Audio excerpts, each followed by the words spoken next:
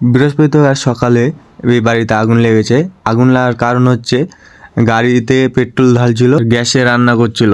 তা আমার মনে হয় বাষ্প হয়ে উড়ে গ্যাসে একবার বিস্ফোরণ হয়ে গেছে।